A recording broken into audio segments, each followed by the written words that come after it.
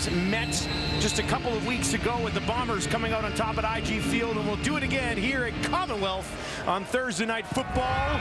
And Edmonton will have the ball to start this game, and it's taken just inside the 15. Brought back up the near side of the field. Pretty good return here by Cobb. All the way out to the 45, 30-yard return in decent field position for Trey Ford. Was the Head Crichton Award winner when he was at Waterloo, and Trey Ford, as we mentioned, start number 3 for him. Never started against the Winnipeg Blue Bombers. I mentioned it off the top in the pregame show that in the preseason, Trey Ford played limited time against the Bombers in that preseason game. I know it's preseason, I know it's backups, but he went 8 of 9 and rushed for almost 30 yards. And a touchdown. And a touchdown. Rushing touchdown as well. So he gets the start here, and they'll hand it off to Brown. And look at this hole right up the middle. What a carry, what a start. Kevin Brown down to the 10-5. Touchdown. Are you kidding me? 65 yards, a bang from Edmonton. And they go on top, courtesy Kevin Brown.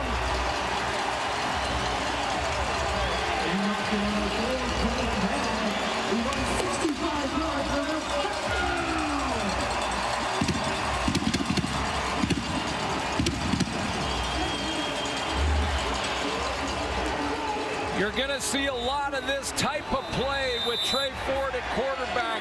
It's an option play. He can pull the ball or he can give it to his tailback. They've talked throughout the buy-in all week about getting Kevin Brown more involved. There you go.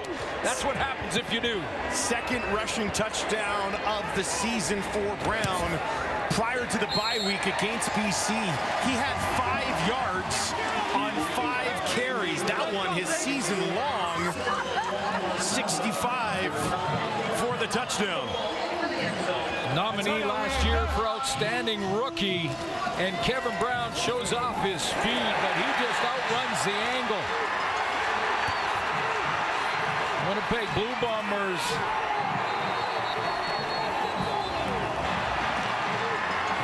Trey Ford, first snap as the starter, and says, okay, I like it. It's going to be a pretty easy job if you just hand it to Kevin Brown all night. Plays like that, longest running play of the season. Edmonton, a team that averages just over 13 points per game, has 7 here, just 53 seconds in. And I guess Jarius Jackson knows what he's doing as offensive coordinator. He's got to feel pretty good about the first play that he's called.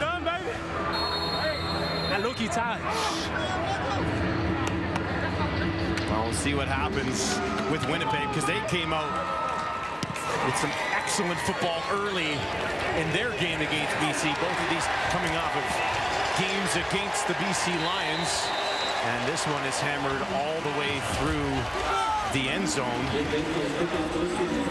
And now we get our look at Zach Collaros, who's having just a sensational season. Yes, he is. He's 6-2 on the year and 10-6 against Edmonton.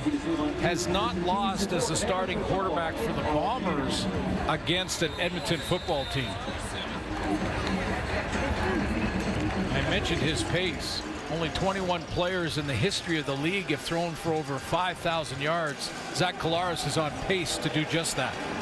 It would be a rather remarkable campaign. Starts on his own 40 here. They'll hand it off to Brady Oliveira, who can run pretty well on his own, and big part of this Winnipeg starting offense. Well, I wanted to see this matchup between Stanley Bryant, the veteran at left tackle, and AC Leonard is having a pretty good season. Defensive end for the Edmonton Elks. We'll take a look at that matchup a little closer throughout the game. And how about a big game for Kenny Lawler against the BC Lions? Over 200 yards exactly receiving against BC. Almost 300 yards in 2 starts for the Bombers since his return. 293 yards to be exact. 93 of them coming in a game against Edmonton in week 7. Prukop in short yardage. He's got it against Edmonton's starting defense tonight. Let's take a look. Yeah, 6 sacks in the last 4 games for AC Leonard. So after a little bit of a slow start, he's turned it on of late on defense. So we'll see him against Bryant and Hardrick a little bit tonight. There's their leading tackler, Niles Morgan, in the middle. And they get a veteran back, and Ed Gainey back in the secondary is going to really help them, especially when they face adversity. But if they want to pull off the comeback, or I should say the upset tonight, their defense has to play their best game. Gainey has been out since week 2. They'll hand it off again, and a good push ahead. A huge chunk on first down, and this would certainly be a recipe for success as they get Dembski involved in the offense. Yeah, I just think with the way that Winnipeg's playing and coming off their 50 points scored against a real good BC defense, for Edmonton to pull off the upset tonight, this defense is going to have to be great. They're going to have to play their best game, and they got into some penalty problems in their last one. If they can play their best game tonight, and Ed Gainey should help them in that regard, as a veteran player, they got a shot. 1st and 10 from the Edmonton 48. Collaros fakes the handoff, gives it to Schoen, and Schoen is taken down immediately by Darius Bratton, the rookie. Boy, that start against the Lions, this offense for the Bombers just went bombs away. They got the matchups they wanted. They took advantage of a couple of busts, and away they went with 14 points before the Lions knew what hit them. So a bit of a different start here. They're chipping away, see if they can convert here on 2nd down.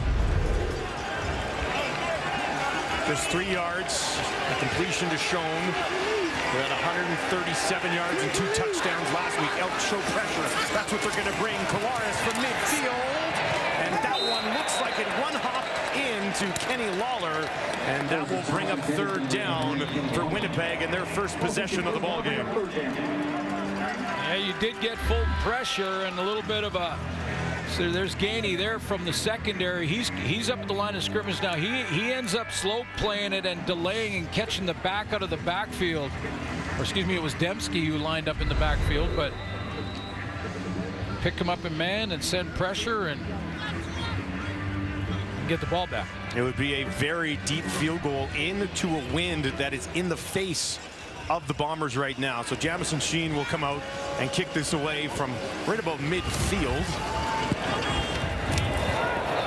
Short kicks, waiting for it there is Sims, and he is taken down. Edmonton about to get the ball back and maybe put it in the hands of Kevin Brown. Started this game first offensive play of the evening for Edmonton. A house call, 65 yards for Kevin Brown. To say very often this season, Trey Ford has had one play, handed it to Brown, went 65 for the touchdown. They get the ball back here, leading 8-0. Back to Brown again. And I guess he's not going to just run for 65-yard touchdowns tonight. Yeah. Here's a look at the Elks offense. Yeah, let's take a look at the 2 tackles, because when you're playing against Jeff Coat and Jefferson, we got to watch the tackles. Martez Ivy and Brett Boyko on the other side. So we'll watch those matchups as we do often. Kyrie Wilson, second game, or excuse me, Arsenault back into the lineup for the Elks. He gets a chance to again provide that leadership like an Ed Gainey when adversity hits, for Arsenault to come in and just calm the huddle down. Sometimes that's all it takes. Also out since week 2, 35 yards on 4 catches in the first couple of games of the season. 2nd and 3 here for Edmonton after a 7-yard pickup to Brown. Ford turns, hands it off again. Brown bumped off the first tackle from Rose and then pushed back, and that will bring up 3rd down here for Edmonton, and they'll be forced to use Jake Julian to punt this back the other way. Yeah, just a little bit off in the timing there of the handoff, and again, this is first start for Trey Ford, and got first week where he was taking first-team reps with the starters, so we may see a little bit of this, just not quite there when it came to the timing on the handoff. Winston Rose just playing in his 2nd game of the season. Made his season debut last week, 5 tackles and a knockdown in that game. 3rd and 1. Julian to punt it away with the wind at his back. Gets it away cleanly from just inside the 20. A little bit of a shorter kick. That'll be taken at the 45. Just a 37-yard kick. A short return from Greg McCrae, and Zach Collaros and his Bombers offense will have the ball. First place, 6-2 on the year, but trailing here early. 8. No yards one way, holding flag on the Bombers. So back to basically where that return went at 51. Here's a look at what Collaros is doing so far this season compared to his peers around the league, and I think that's a pretty solid list. Yeah, I would say that's pretty good when you're first or tied for first in all of those categories. And I mentioned when covering the Toronto Argonauts that, you know, that Chad Kelly is in the conversation. And there were some on Twitter and across social media saying, "Whoa, wait a minute, what about Zach? What about Zach?" No, I said he's in the conversation. I didn't say he was the front runner. The front runner we're watching tonight. 16 touchdowns, just 5 interceptions for Collaros so far this year. Thought about taking off here, forced to the far side. Guns one in there on the far side of the field. Double coverage, and they will say incomplete. I hesitated because Kenny Lawler is capable of doing some pretty incredible things. Oh, yeah. But I guess he did not haul this one in. Let's take a look at it again. Zach steps up and then rolls out to his right, escapes. Ruling on the field is an incomplete pass. Boy, it looked like his feet were in.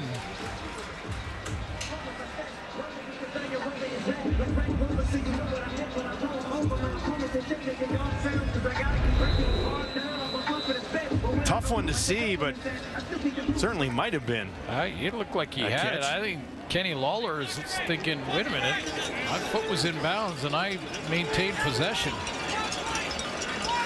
Early in the game to throw the flag, and they won't. And this is kicked out of bounds. And a flag flies on that kick. Trey Ford trying to deliver a victory for the winless Edmonton Elks. There, take it. As Ford said, Dusty, to us before the game, he's nervous for the first play. Well, we saw how that went. Now we'll see what he does here with his third sequence. It's got to calm the nerves a little bit. That first play was okay. Yeah, that worked pretty well. Let somebody else do all the work. That's what Kevin Brown did. Here's Ford. Delayed handoff to Brown again, and he's got a first down and more all the way up to the 50. And another big chunk for Kevin Brown, 18 more yards as he creeps up towards 100 already. David Foucault and Mark Corte, the center, get really nice blocks here on the inside, and they seal the deal. And then on this delayed draw to Kevin Brown, they just look like they're going to try to drop back from the shotgun and throw it. Give it to Kevin Brown. He's got a nice gap right in the A gap up the middle. That's the gap between the center and the guard. Over 90 yards already in this game for Brown on 4 carries. First and 10 from the Edmonton 50 for Ford. They'll stay on the ground. Good push ahead. Another first down, running the ball extremely well, this time in the hands of the rookie Shannon Brooks. Very similar backs in a lot of ways between Kevin Brown and Shannon Brooks. Both low to the ground, low center of gravity, great quickness and speed in the hole. And definitely, it's early in this game, but you can say the Elks have got their running game going. Winnipeg allows just 90 yards per game on the ground. Edmonton has already run for 102. 4 receivers wide side left here for Ford. First and 10 from Winnipeg 48.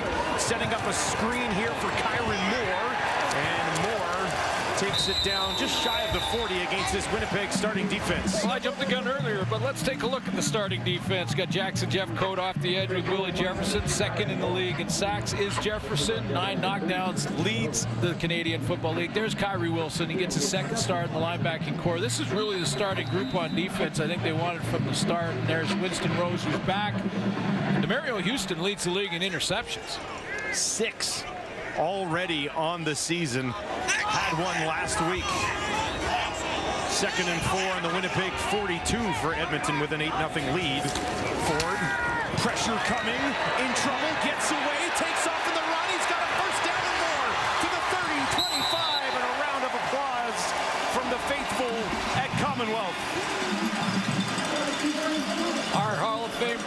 Matt Dunnigan in the pregame show talked about Trey Ford as a dual threat, and he truly is a dual threat. He has 4.4 speed, and he used a little bit of it right there, getting outside of Diedrich Nichols, who came on the halfback blitz, and he gets a new set of downs.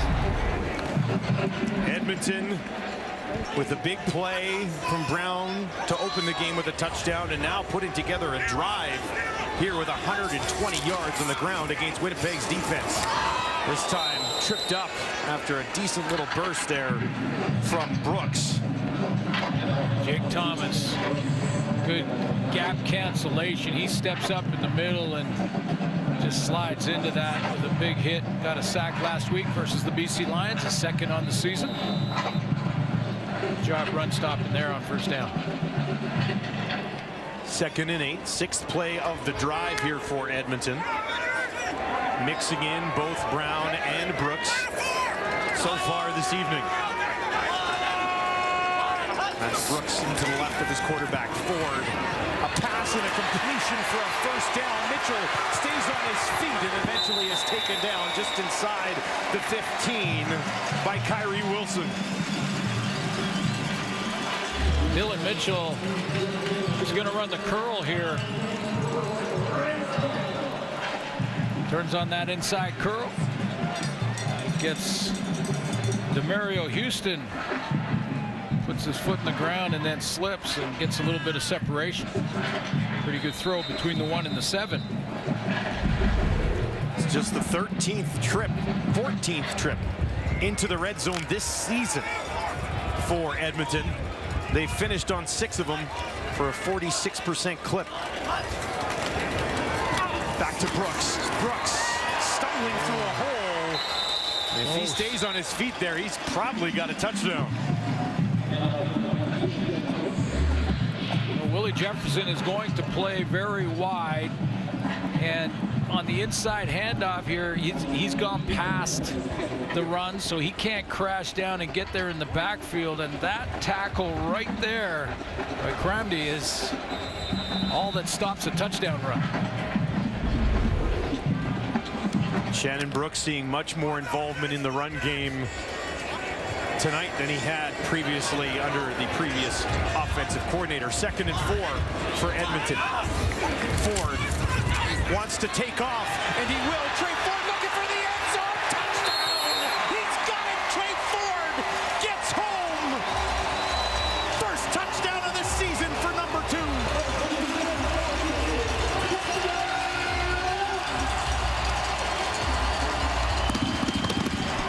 This was in Trey Ford's mind from the beginning of this play. This was a design quarterback draw, and this is what you can do with a dual threat player. This is Trey Ford using his speed. There was no thought to pass there. That was a quarterback draw, and he just has to find the hole and then use his speed to outrun the angles, and boy, does he get that done. An 8-play, 77-yard drive that took just over 4 minutes, most of it on the ground, and an extra point hammered through.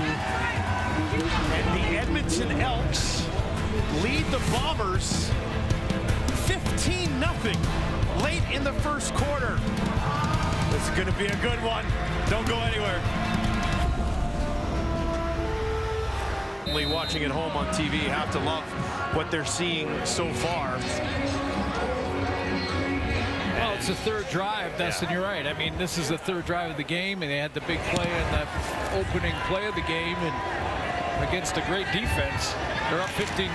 Greg McCray stopped just shy of the 35. Let's take a look at this touchdown drive that was a lot of just pounding the ball right into the Bombers defense. A little delayed run here to Kevin Brown, and he gets his drive started. Brooks contributed as well. A couple of throws, just extended run of plays really, but then Trey Ford taking off a couple times and beating the blitz here. That was on 2nd down and a big one to get a new set. And here's the touchdown. So the Elks in the first quarter over 100 yards combined rushing already. Well, they averaged 13 points per game this season. They're already at 15. Here's Kolaris looking for a target, finds his running back Oliveira, and enough of what they need on first down. We should note the skies have kind of opened here, and it was pouring heavily for a little bit. A lot of the fans have run for cover. Looks like it might have just momentarily let up. Yeah, it was coming down quick, and the wind is gusting. Now the Bombers won the toss and deferred to the second half. So the Elks have had the wind at their back for this whole first quarter. 2nd and 7 after a 3-yard pickup in the air to Oliveira. Collaros on the run to his right. Pressured, sacked, and taken down by the Edmonton defense. All of them. Brown, Serezna, Leonard in the mix.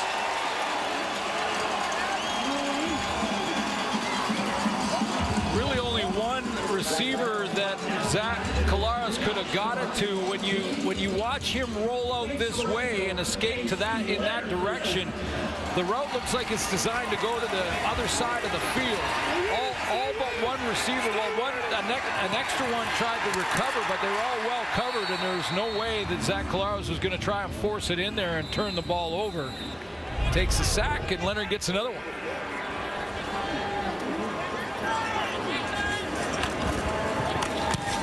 Third and 17, they'll kick it away. Taken by Sims just inside the 40. Sims gets it back out over the 50, and nowhere to go there. Serezna didn't get credit for that sack, and the assist to A.C. Leonard.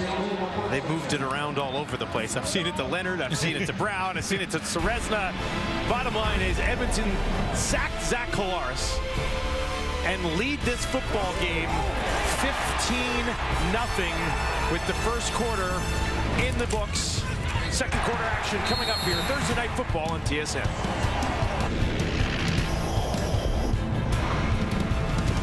(15-0) through 15 minutes, and have dominated this football game so far. Two changes throughout the bye for the Elks. One was an offensive coordinator, Jarius Jackson, and starting quarterback Trey Ford. Now, you know, the commitment to the run in the first quarter, clearly Jarius Jackson's going to run the ball more, and he's got a young quarterback starting now. Trey Ford has provided that spark. It's early in this game. This is the Winnipeg Blue Bombers. This is Zach Collaros, but what a great start for a team that has really struggled. Yeah, if they were going to pull off what would be deemed a pretty significant upset, you needed to have a start like this to put some pressure on the Bombers, who are certainly more than capable with 3 quarters left to come back and maybe even win this game rather comfortably with what we've seen from Winnipeg. But Edmonton has had an excellent start. They're mixing in Shannon Brooks more than he has been, which allows them to run the ball very consistently.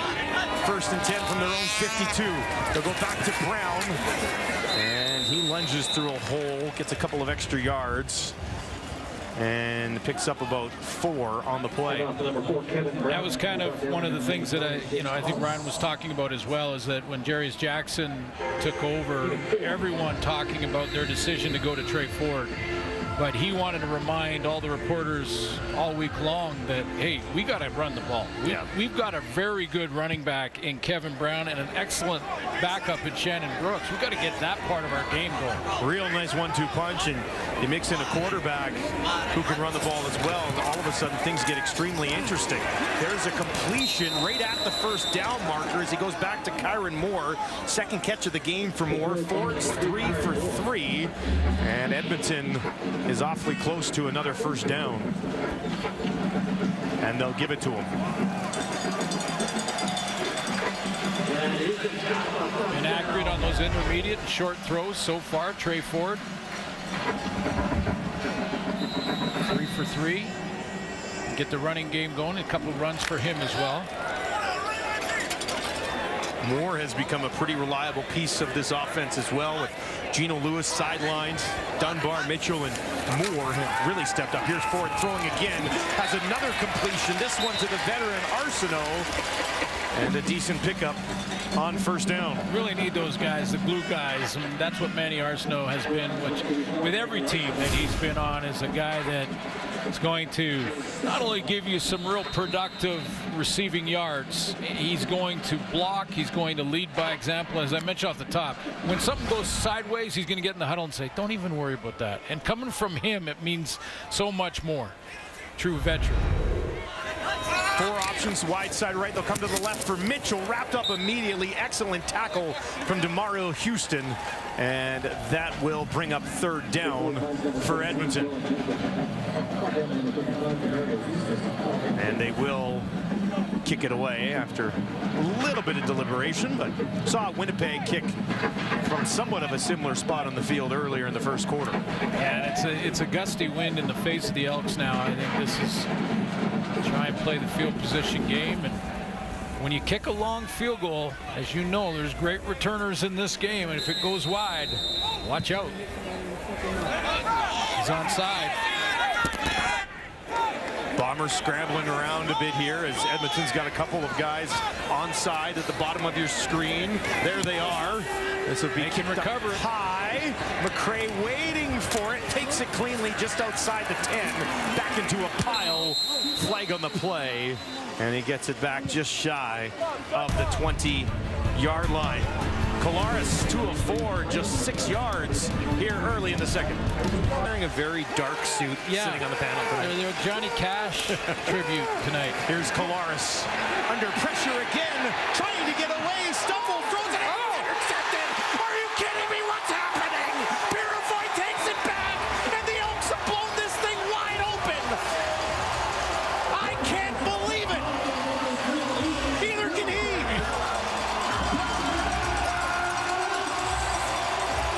Coach Jose believes it either. Holy smokes. And as Zach Collaros is slow to get up.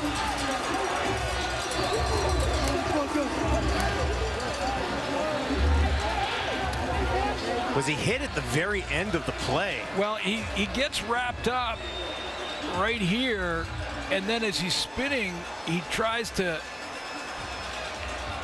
pitch it to Oliveira, which is a forward pass, even if it's underhand. But Purifoy tracked that down. Let's see, could he have possibly been down? But, well, that's what happened there. That's why he's still down. Yeah, that's on the field. It's that second hit, yeah. No question about that. That this is. It was. He was still up when he got that away, and then that hit right there. It was Connie Ely, I believe, at 275 Yeah, it was Ely. pounds. Yeah, that's a big boy. Noah Curtis provided the pressure that forced the mistake, and they are checking out the neck of Zach Collaros. Definitely don't want to see this for the Bombers. And Collaros will step away and try to get an update when we return. All right, so Zach Collaros got up, walked off. He's getting looked at by the training staff right now. Coach O'Shea has challenged this play for a roughing the passer at the end of it. Big swing in this game here. We'll show it to you in live speed, because I don't believe it was an illegal hit. It was Ely diving to tackle Zach Collaros, who was still live because he put his hand down. The question is, was it late? That's why the command center wants us to show them some copies in live speed. So he's not down there as he pitched the ball forward. And was that hit considered late? Do you think it was late? Well, we showed it to him live. It's a good thing that he's up moving around. I take Zach Collaros to the locker room for further examination. After review by the command center, the ruling on the field stands. Winnipeg will be charged a timeout. Purifoy's second touchdown of the season will stand. And Edmonton, with one more here, will be up by 22 if Faithful can knock this thing through. And he does. Well, let's show you the play, because it was a big one for Luchez Purifoy. far as leadership goes, he's really carried the burden from here. He's the safety, and he's going to come up into the hole basically. So in this coverage, he's tracking Brady Oliveira. Brady Oliveira releases here. Stop it there, guys. He's releasing here, and there they are, two locked up. But I don't think Brady Oliveira thought the ball was going to come to him at all. When Zach Collaros turns around, Oliveira kind of works back towards him, but he's looking at Purifoy when that ball is tossed. Watch number 20. He doesn't really, I don't think, see it coming. He gets a chip there. You lose him to the right of your screen.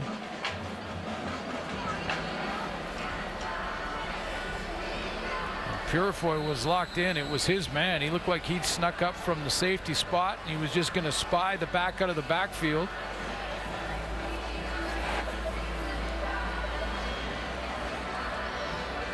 Collaros has been taken back to get looked at after that hit. He was down on the field for a while.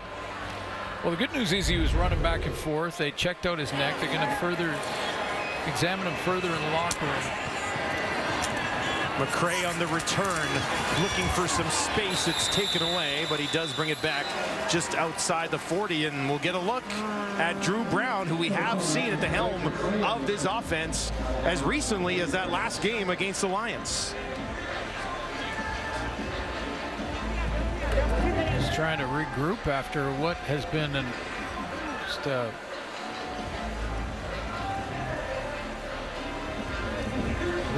how many people predicted that score?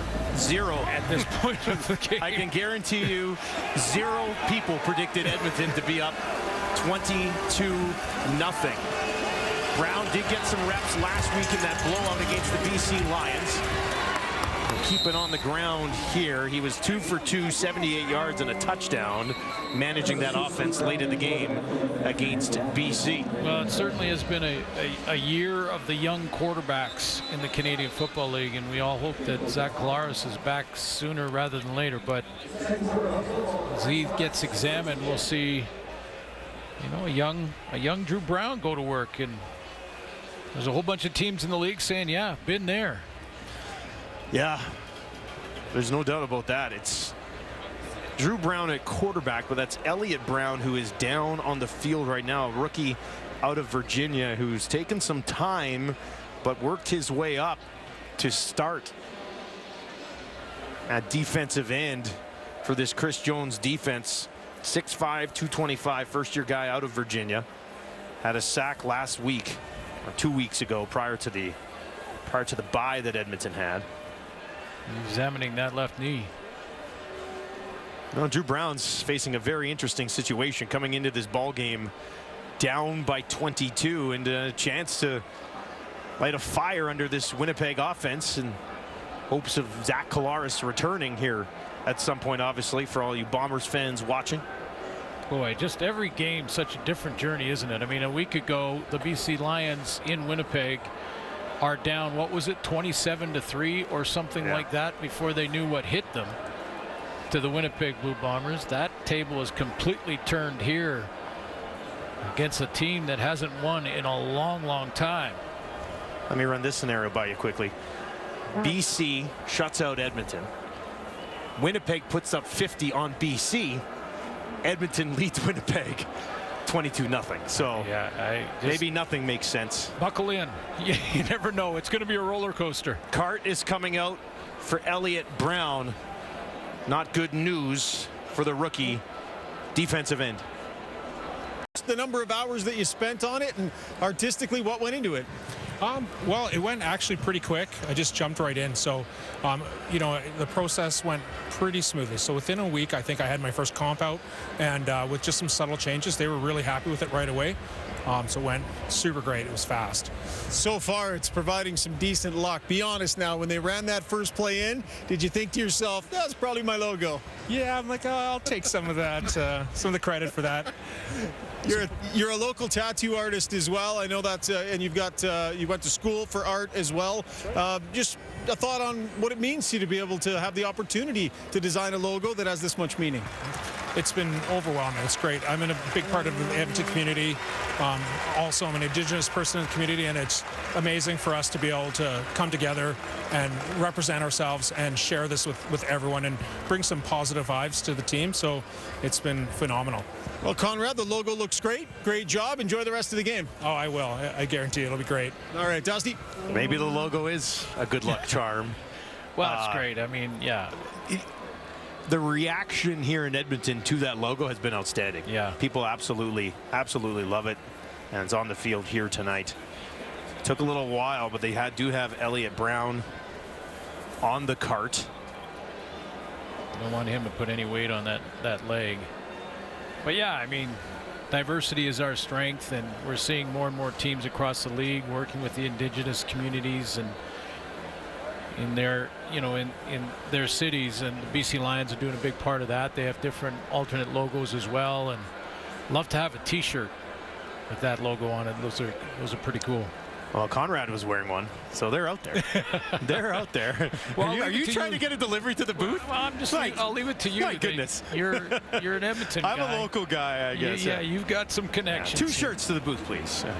No, very good, very nice design, though. Absolutely. I believe they just announced Cree language broadcast for the Labor Day rematch game as well. So lots of good things happening on that front here in Edmonton. And the only good thing not happening for Edmonton so far tonight is this, as Elliott Brown gets carted off. Part of a young defense. Chris Jones has told us on all the calls we've had with him all year, Glenn, refers to this defense as kids in this league, especially in his secondary. But Elliott Brown, one of those guys on the defensive line, which is an area where they do have some experience with Serezna and AC Leonard.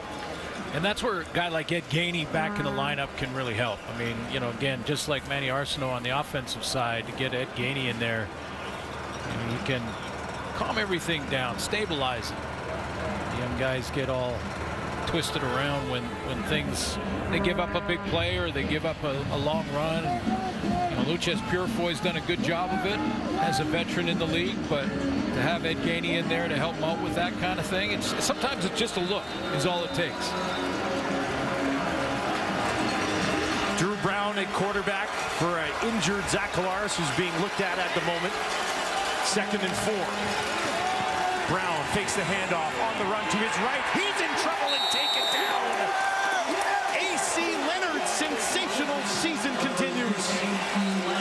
Yeah, every time, whether it was Zach Collaros or now Drew Brown, whenever they get outside, they have time to throw initially, and it's been running to their right, and whenever they get out to their right, it looks like they have time to throw initially, and there's Ed Gainey. He locks down that inside curl, and Purefoy, the 2 veterans I just mentioned, they've read that play. They've seen it on video, and they jumped Nick Dembski right in the curl.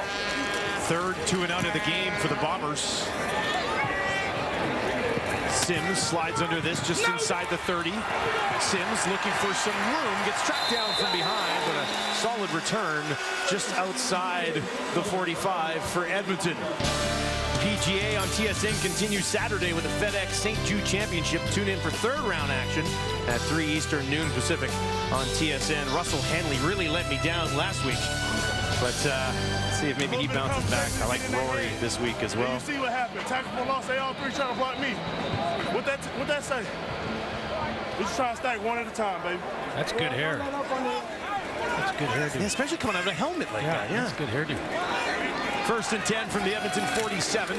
Back on the ground again with Brooks. Bounces off a couple of tackles, pushing ahead and close to 5 yards. Just past 4 on that play.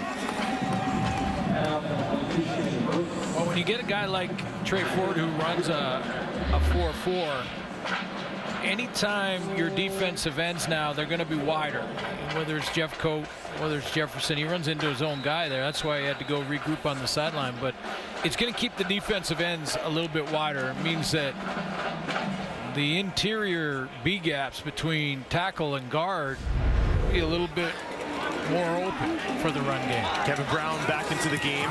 Ford wants to throw here, and now he's going to take off on the run. Thought about going deep, trying to work his way up the middle of the field, but the Bombers would have none of it, and that will bring up third down with 8.5 to play in the second quarter. Yeah, but you know, the coverage was downfield, and I like the decision that Trey Ford made. I mean, live to play another down. Sometimes punting the ball is not a bad thing. You can force it here, and he really didn't have a chance to set up and really step into a throw anywhere along that process because of the pressure. So take the hit, get down, and your defense is playing well tonight already, or so far I should say, back on the field. Midfield is where they'll let this fly from. Julian, high kick, end over end, taken just inside the 15 by McCray. Breaks a couple of tackles. Greg McCray looking for space, not going to get it. Rodrigue was there, the second overall pick, wraps him up. Brady Oliveira back out here on the field, just having a sensational season of his own. Yeah, and you know that Buck Pierce will not forget about Brady Oliveira now that they're down 22-0. It's way too early in the game to have to just sling it, and plus you've got Drew Brown in there, so I think keeping, especially on first down, Brady Oliveira active is very important. 1st and 10 for Winnipeg, down 22 on their own 25. Back to Oliveira here. A few extra yards there after initial contact, some hard yards. Gives them almost 5 on first down. Oliveira, Buck Pierce's star tailback, on pace for a 1,300-yard season. So that tells you at this point in the year that Buck Pierce will stay with it, whether they're ahead or behind on the scoreboard. A couple of touchdowns last week for Oliveira. He'll slide out into the slot to the left of Brown, who throws to his right, a little bit low, but going down and making sure he got his hands underneath it is Rasheed Bailey for his first catch of the ball game and a first down. Probably good, Dustin, that he did go low with that throw, because Luchez Purifoy dropped underneath it and was right there. I mean, he showed blitz, and then Purifoy dropped, and if that ball is thrown high and maybe a little inside, Zero has a shot at it. He's already got one.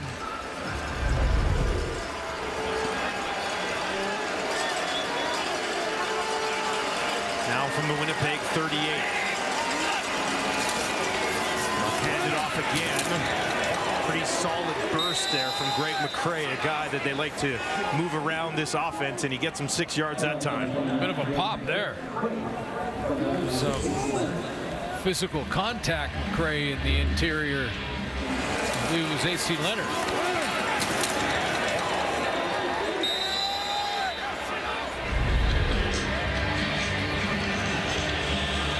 And a nice job in returns for Janarian Grant, hasn't he, over the last 3 games? Not easy shoes to fill. Grant's a freak.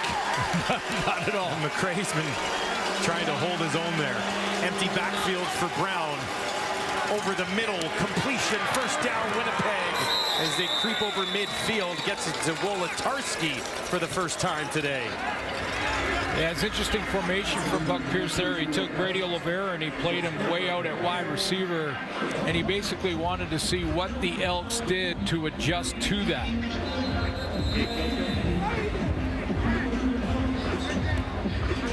So they take Brady Oliveira and they put him here. He's a wide receiver now. Now he's covered down by a corner in Marcus Lewis. So they basically don't adjust a linebacker out. They think they're going to play man-to-man behind it. They drop into a basic zone look, and there's the open zone for Drew Brown. Brown finds it. He's 2 of 2 since coming into this game for Collaros for 22 yards. If they were going to go with man-to-man, Dustin, they would have taken a linebacker or the tweener DB and walked him out with Brady Oliveira. Would have gone out with him. Gone out with him and played him man-to-man. Wolotarski still down on the field, having a really nice season himself. 4 touchdowns on the year for Wolotarski. Tied for the team lead with Dembski and Schoen. And then they add Lawler back in, and it really is the rich getting richer here for this Winnipeg receiving corps. Wolotarski is back up. Brandon O'Leary-Orange, I believe, dressed tonight as well as a backup behind Wolotarski, so maybe we see more of him. Took a big deep breath and kind of went, okay, just catching my breath here. Looks like he'll be okay. He's your guy. He plays guitar. Love you it. play guitar. Oh, yeah. He plays guitar. The jam sometime. Tim McGraw going or something. Winnipeg from the Edmonton 52, 1st and 10. Brown keeps it, has a completion. That's Bailey again, finds some room and a big pickup. Rashid Bailey getting involved in this Winnipeg offense. That 23 yards. That was an outstanding, sorry, Dust, that was an outstanding fake there by Drew Brown on the run inside. I mean, I think most of the Elk defenders thought that Brady Oliveira had the football, and they crashed into the middle. Brown keeps it again, near side this time. Has a completion, and that is to O'Leary-Orange into the game for Wolotarski, and he's got his 2nd catch of the year. Really influencing the Elks defense with these play fakes. Got to really sell them. Don't just hold it out there. You got to really sell that you may be given the ball. They're thinking if Collaros is out of the game, they'll just run Oliveira down our throat. Exactly. Keep faking it and opening things up for Drew Brown. 7th play of this drive. Winnipeg looking to get on the board for the first time this evening. Need 4 yards for a 1st down. Brown with time has a man in Schoen. Touchdown Winnipeg. Dalton Schoen's team leading 5th of the year. And there they are, the Bombers on the board. Yeah, this is the Winnipeg Blue Bombers. This is the best team in the league, and they're not going to go away. They're going to keep battling and keep fighting, even without their starting quarterback. Drew Brown puts together a real nice drive, excellent play fakes, and then a nice throw from deep in the pocket to get it outside to Schoen, who had a huge game against the Lions last week, and Dalton Schoen scores. Drew Brown, 5 of 5. And a touchdown. 7-play, 85-yard drive, 3.5 minutes to get it done. And Winnipeg has signs of life offensively, courtesy their backup quarterback. Yeah, just a combination route to the outside for Dalton Schoen, and he gets an assist from his teammate. I believe that's Lawler going inside here, and then Schoen's going to come out and run this deep out. And because of Kenny Lawler and what he did last week, he really influences the DBs for the Elks. They're all staring at 89, and Schoen sneaks to that sideline and then catches it, turns the corner, and scores.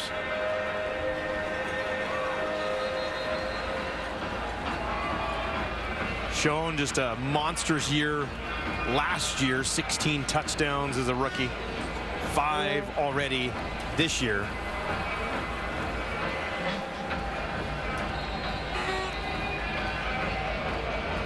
Winnipeg now, still 4 minutes left. This is going to be a really good football game. Settle in for some Thursday night football here, because we got a long way to go in this one. Taken by Sims. CJ Sims just outside the 35. And make sure you don't go anywhere. We've got 3 men dressed exactly the same sitting next to Kate at the half. And boy, will they have lots to discuss here, won't they? Yeah, none of that picture, but when you take a look at them at halftime, they clearly called each other before today's. Now, with that being said, we're also wearing black suits tonight, but we got white shirts on underneath, so it changes the vibe a little bit. No, clearly, they called each other and just made sure they got all on the same page. 1st and 10 for Edmonton from their own 37. They'll give it to Mitchell on a toss. Mitchell picking his way ahead. And a little creativity in the run game here for Edmonton. About 5 yards for Dylan Mitchell. Yeah, when you have success early running between the tackles with your tailback, then this play becomes that much more dangerous. It's a split-second reaction. The defense holds on the inside, and then you get a little bit of more room to the field. Trey Ford 6 for 6, 32 yards. Tacking on 5 more there on the pitch ahead. Empty backfield this time. Ford throwing, and that one just out of the reach of Mitchell, his intended target. First real miss of the night for Ford, who's looked pretty steady here in the early going as we hit the 3-minute warning in Edmonton, where the Elks lead the Bombers 22-7.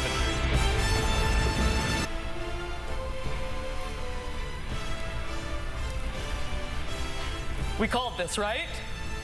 Right? Right? Right? What?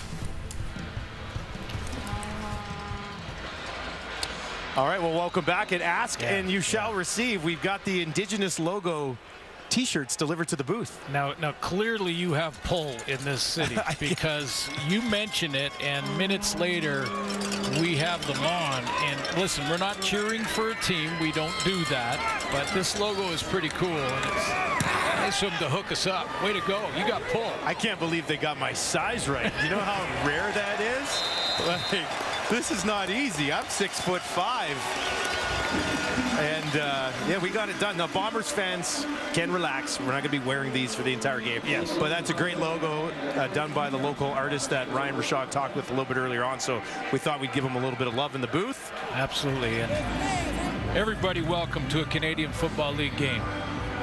Come and enjoy the fun. This is going to be a good game all the way down to the wire, because you know the Bombers are not going away. Definitely not. We think Drew Brown, even with Brown at quarterback, he can certainly play. Thanks to Ryan Rashad for tracking these bad boys down for us. 1st and 10 here on the Winnipeg 13. Drew Brown, 5 of 5 for 74 yards and a touchdown. This time they'll hand it off. Tackle broke. Line of scrimmage, maybe not even there. Read relatively well by the Edmonton defense.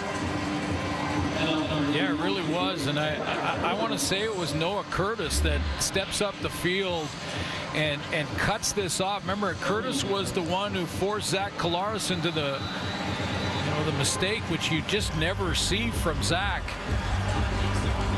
And he was in there to slow this play down, cut it off at the path, and then have his teammates rally to it. Curtis, 28th overall pick in the 23 draft. Bit of a monster. 6'6", 302 as a rookie. Brown near side. Lawler goes back to it. He's got it. Little slip and then wrapped up by Marcus Lewis. But that's the first catch of the ball game for Kenny Lawler. Boy, what a great throw, too, to be the pressure on him. A little stunt up front. 4-man pressure. He knows he has time, steps up into it, and Lawler working back to the ball. That was what a receiver should. It's 18-yard gain, but most importantly, got him out of the hole. He backed up. That was 2nd down. Brown remains perfect since coming into the game in relief. Lawler at the top of your screen, working one-on-one. 5-man rush. Brown gets it away to Dembski.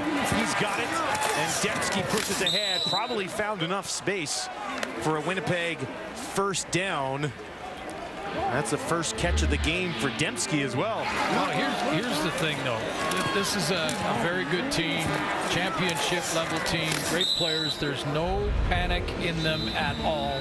They're running their offense just like they would have in the very first play when it was 0-0.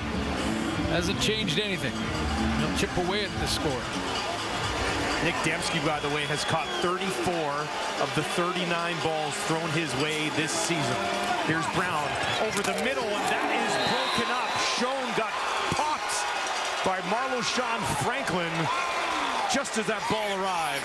Well, Franklin with the big play here, because it's about the timing of the hit, first of all, and he times it up real nice. So the ball hits Schoen just as he's hitting Schoen. Dalton down at the bottom there, and he's going to be right over the middle, right on this really cool logo. Franklin steps up, and he takes his helmet out of it, too. Helmet to the side, hits with the arm and forearm and left shoulder. So there's no penalty flag. Just the 3rd game of the career for Franklin out of Cal Berkeley. Brown, 2nd and 10. Steps up, now out to the left, on the run, looks down the field, will throw down the field, and has a completion just inside the 45. O'Leary Orange is there seconds left in the half. How about the composure of Drew Brown here? Again, he has to wait. He escapes the pocket, but then he has to wait and wait for the scramble rules. And scramble rules are pretty simple for receivers. If you have a short route, turn it up. If you have a deep route, come back to the ball. Larry Orange had a deep route. He comes back to the ball for 23 yards and a new set of downs. Lots of time left for the Bombers here in the second quarter. They were down 22-0. They looked for more.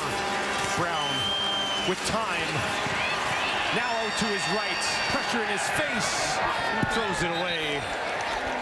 AC Leonard on the prowl again. That was a cover 2-man, and what the premise on that is that you play man-to-man on all the receivers, and then you have 2 people deep helping over the top. So Brown wanted to go vertical there. He had double coverage he would have had to have thrown it into, so a good decision. Just run around, see if you can get a guy open. If not, throw it away. Big second down here for Brown. He's 8 of 10 for 125 and a touchdown.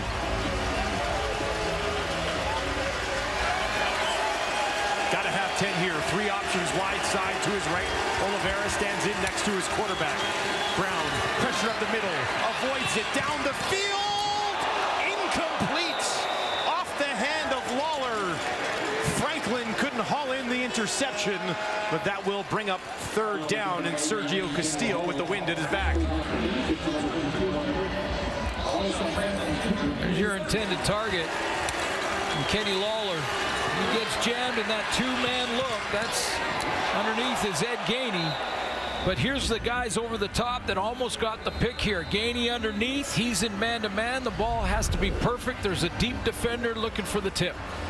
A 53-yard attempt for Castillo, 2 for 2 from beyond 50 this year. This would be his longest, just inside the hash. And that one is good, right down the middle with more than enough leg. And the lead has been cut to 12. Castillo having an excellent campaign, 94.7%. Coming into this one, only Sean White has been more accurate this season. Had some distance, too. I think he could have backed up another 5 and still made it. Now, he's got the wind at his back here in the second quarter. In the pregame, with that wind at his back, he was attempting them from 67 yards. So it's a strong wind going that way tonight. Castillo takes advantage of it there with his season long. 49 seconds, and they start at their 40. Back to Brown, and it took about 5 or 6 tries, but the Bombers will eventually wrap him up on first down. Just the 6th carry of the game for Brown, just shy of 100 yards. Brooks has 4 carries for over 24, and then Trey Ford has 26 carries of his own. So Edmonton well beyond the 79.6 yards they average on the ground per game this season. But you do know that the Bombers defensively will make some adjustments against that run. 2nd and 10, 4 receivers out to the right for Ford.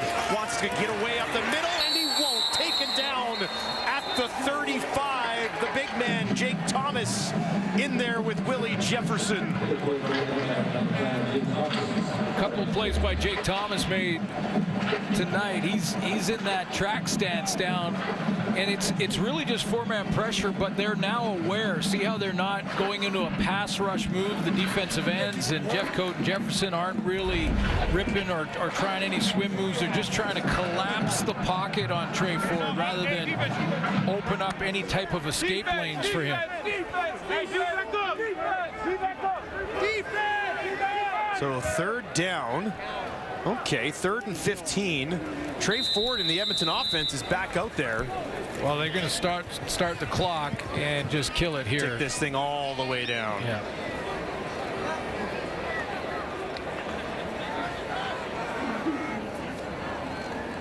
Trey Ford,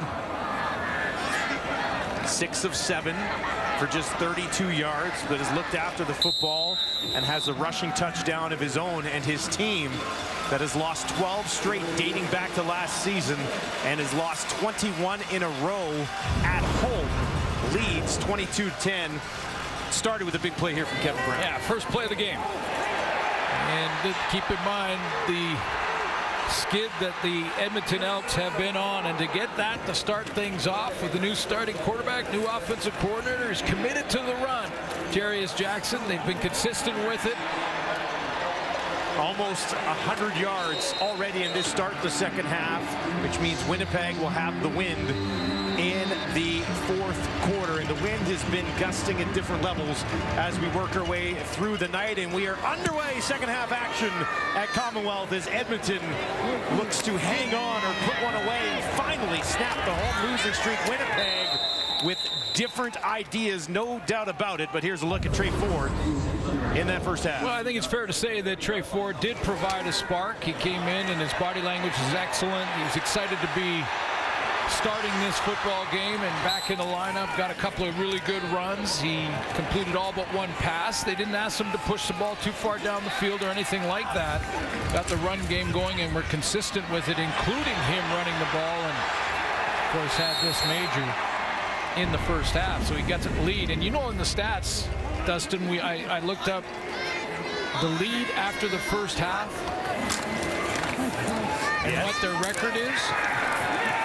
Look up the Edmonton Elks. So leads after the first half of play. Oh, it hasn't happened. Hasn't happened. Hasn't happened. I can tell you that Winnipeg, when trailing at halftime, is 0-1. Yeah. So they've only trailed at halftime once so far this season. A loss of 2 on first down brings up 2nd and 12 for Edmonton here, and you'd like to put together a drive early for Edmonton to just sort of get your offense back on track. They need 12 yards to pick up a first down here. 4-man pressure over the middle. A completion. It'll be short of the first down as they go to Arsenault to start the half. But that will bring up 3rd and probably at least 2, maybe 3. You saw the reaction from Chris Jones there. He kind of puts his hands up like, now it's 2 or 3. There's no choice to be made here. You got to go for it, or you got to kick it away. You cannot go for it in that situation in your own end. And he just, it was a good tackle in the open field. Kept it 2 yards short. 4th straight 2 and out for the Edmonton offense since they took that 22-0 lead. Julian.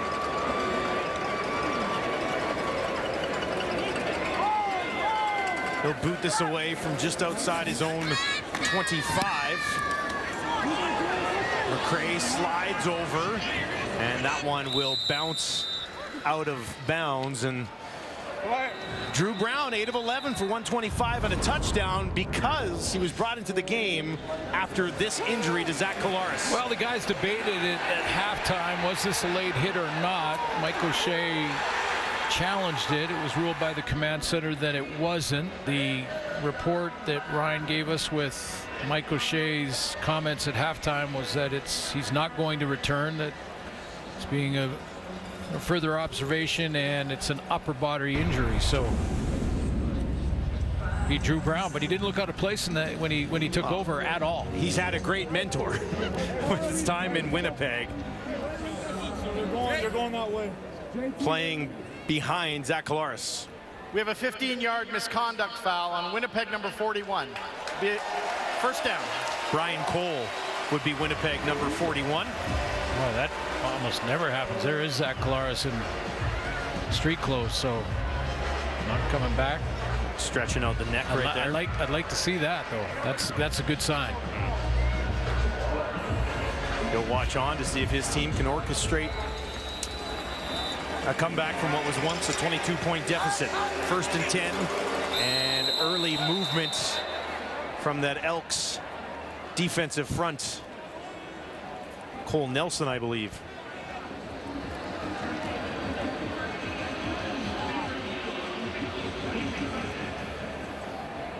Offside. Edmonton number 55. 5-yard penalty. It'll remain first down. You know, both teams in the first half, just 2 penalties. It was almost a flag-free opening 30.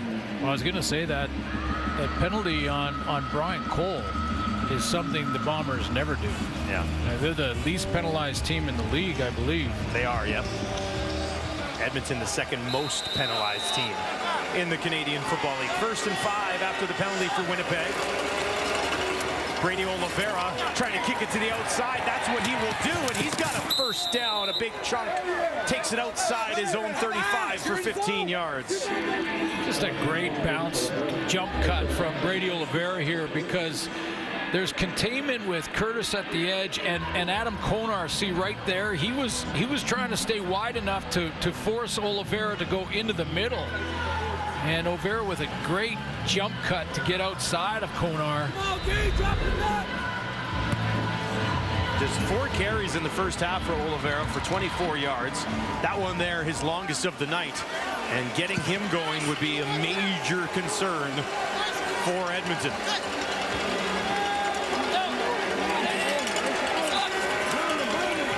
Brown thought about a deep shot down the field, and that falls incomplete. Lawler working against Gainey, and that ball comes up a tad short.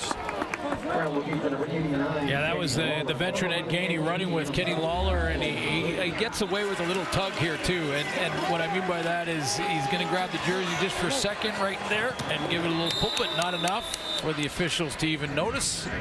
If it was enough, you know the receiver would have been calling for something right away. He would have been. You know, Lawler, 293 yards in his first 2 games back. 1 catch on 5 targets for 17 yards, so probably about as good as you can do against that man. 2nd and 10 for Brown now, and this play will not get off. See who moved first. Offside. Edmonton number 94. 5-yard penalty. Remains 2nd down. Jake Serezna. Get the sense there's a little bit of intensity and just an uneasy feeling from the Elks coming in with a 12-point lead, and a couple of offsides. They look a little jumpy. It's just a position they've not been in the entire season. So after the penalty, Winnipeg needs just 5. Brown looks to his left, throws quickly to his left. Dembski, it was behind him. He tried to one-hand it, but it falls incomplete and will bring up 3rd down. Dembski catches a lot, but that was a tough one. Yeah, you mentioned the catch to target ratio, excellent for number 10, and now just a little bit behind him. I think he wanted to scoop it and then turn the corner and thought he could pull that off. 87% catch rate coming into this game for Dembski. So on 3rd and 5, a kick from Winnipeg. Sims, after a 41-yard kick, short return, and gets hauled down right around the 35. Kevin Brown closing in on his first 100-yard game. 7 yards prior to tonight. Well, when he was coming into this game tonight, this was the drop-off that we noticed. He's 6.6-yard average last year, and then this year coming into this game tonight, he was at 4.7. And for a tailback, that's a lot. That's a big drop-off. But tonight, 6 carries, 95 yards, and all of a sudden, it's chill moments. It's having a little fun on the sideline, trying to stay loose. If you include his numbers tonight, he's now at 5.6 yards per carry. That's the type of night that he has had. Watches on now. Brooks in the game at running back, and they'll go to Brooks. Brooks trying to find some room. Broke 1 tackle, got around Nichols, but everybody else was there, and it's going to be a loss of 1 for Shannon Brooks. Yeah, Shannon Brooks going to talk to his old lineman and say, hey guys, you got to get around that corner and get those lead blocks if you're pulling. Watch, this is the 2nd time tonight that he's got the handoff, and there's been one of his own guys that he's trying to get out of the way. I think it was Martez Ivy that time. Get around that corner. Put a nice block on to Mario Houston, but 2nd and 11 for Ford and the Elks. Downfield, looking for a deep shot to Mitchell, and he holds it in just inside the 25.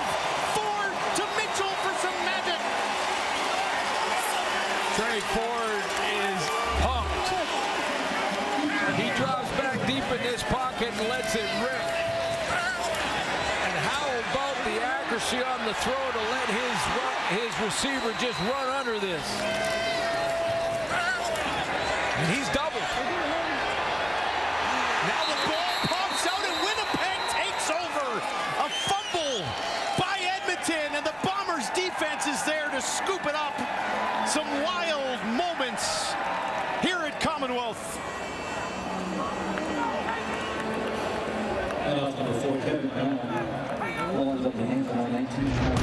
A 53-yard bomb to Mitchell is followed up by a fumble. Where is it? Brown just dropped it. Jeffcoat's first fumble recovery of the season, and that could be a huge turning point in this ball game. Brown has a completion to Bailey, gets tracked down out of bounds by Purifoy. That's kind of the life of a team struggling. You know, you get Y'all love me. Y'all all over me. big fumble recovery for Jackson Jeffcoat, but you know, you make a big play and then very next play just lack of concentration for a second, and nothing to do with Trey Ford. He did what he needed to do, and that was a chance to they put some points on the board. Yeah, they moved quick there too. A little bit of a hurry up after the deep catch by Mitchell. They kind of moved things along rather quickly, and I don't know if it was maybe everybody not set, and Brown not with his mind in the right spot there. Now Oliveira, Brady Oliveira takes it outside the 40.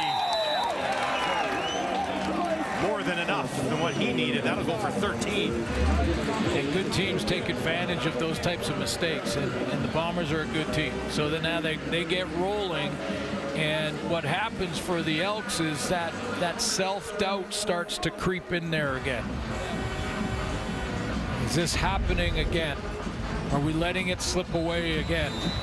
And that's where we talked about the veterans, Ed Gainey, Luchez Purifoy, and AC Leonard. Calm it down back there. 1st and 10 from the Winnipeg 44. Oliveira straight ahead. 6 more yards there for Brady Oliveira, who has been at the top of the list this season on the ground. And all the major categories, 100-yard games, yards per game, and that's an important one because often the yards total is a little bit off because a running back will have a game in hand over another one, and they'll just see the total in yards, say he's leading the league, but he's played in one more game. He's got 58 yards tonight, but he's starting to see it in this third quarter. You can see the visions right there, and he's a couple of good bounces to the outside. We said it earlier in the game, even when they were down 22, you don't go away from that guy. Right. And Brady Oliveira paying off here big time. Now Brown down the field, a completion in a tight window to Bailey. Rashid Bailey with his team-leading 4th catch of the ball game. Yeah, the Elks decide to go into a coverage look here. They're just going to go with 4-man pressure and try to drop deep and make the young Drew Brown find that receiver in the hole, but try to thread the needle through a tight window, and that's exactly what they did, and he pulled it off. That's his best throw of the night. Best game of the season yards-wise for Bailey. 257 is a new game high. Oliveira, 1st down, great push, 6 more yards for number 20 in white. I'll tell you something else. There's something about this play faking that he's doing and give to Drew Brown that is causing some problems for the Elks defense. Their front 7. I mean, I don't know if it's that the ball is close to Drew Brown's body and they're not sure who's got it. But whether it's play action or he's actually giving it to Brady Oliveira, his ball handling skills in that junction point have been outstanding. Brown is 10 of 15 for 152 and a touchdown, with his starting quarterback Polaris watching from the sidelines. If you're joining us, he will not be returning tonight. Oliveira, look at this, Brady Oliveira bowling over an Elk defender for a few more yards, and he is eating here in the 3rd quarter. Yeah, it just got him off balance, and I'm not giving all the credit to just this handoff and the action, but the ball skills right here. You see how close they are, and who's got the football right now? They're not sure, so they hesitate. Seresna stays wide, thinking Brown might still have it. That opens up the inside lane, and now the secondary's got to try to take on Brady Oliveira. Not an easy task. 1st and 10 now.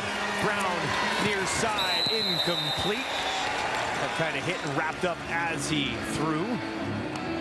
And that'll be 2nd and 10. Yeah, this is a big down in the self-doubt department for an Elks team. Get the stop here and hold the Bombers to a field goal.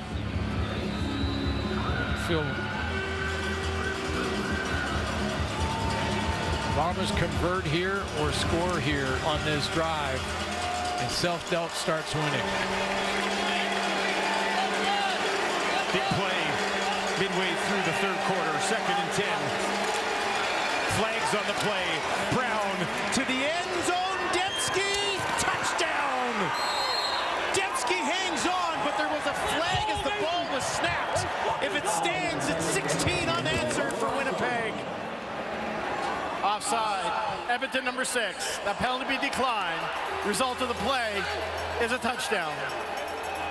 Yeah, I thought there was some early movement at the line of scrimmage. Turns out it was A.C. Leonard, and as we mentioned off the top, the Elks come out and they look like they're a little bit jumpy just to the right of your screen. You can see the early movement. He's in the neutral zone, so this is a free play, and Drew Brown just lets it go. We've seen this many times. Great little corner route from Nick Dembski.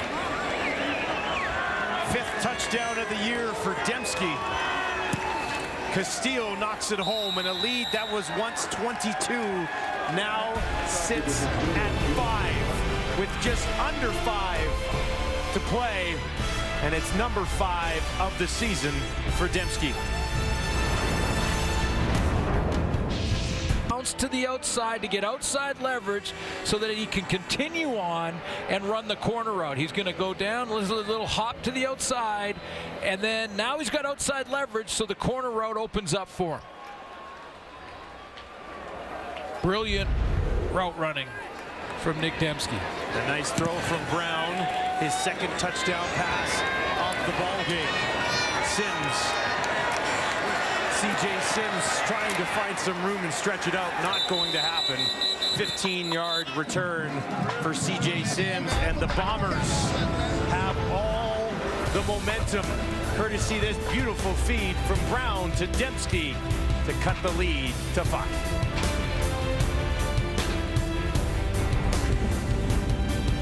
Fumble, which then led to an 8-play, 86-yard drive. That took 4 minutes and 53 seconds and led to 7 for Winnipeg. Let's see how Edmonton reacts to this. They'll hand it off. Brown, heavy collision with Alexander, but about 8 yards on that 1st down carry. Well, that was a big hit. You can hear it up here. Safety stepping down. See 37 in the middle of your screen. He steps up and shoulder pad right in there. But good production on 1st down. 102 yards for Brown. First 100-yard rushing game of the season. Back to the sideline. They have been mixing in Brooks as well, but in a short yardage situation here, you'll see Cornelius into the game on 2nd and 1, and the lanky quarterback dives ahead for what he hopes will be an Edmonton 1st down. And it is. Jay Ford's 9 of 10. 93 yards after the big throw down the field. We showed him in his runs. Now, the Bombers have made some adjustments. One of the ones Coach Barker talked about at halftime was that their defensive line is a much more controlled rush right now. Make sure he doesn't escape and make him throw the football. Elks work from their own 40. Out to Kyrie Moore, makes one man miss, and he's off to the races. Moore down to the 40, all the way to the 30, the race is on! Touchdown Edmonton! There's a response! Kyrie Moore for 70 yards, and the Elks lead is extended.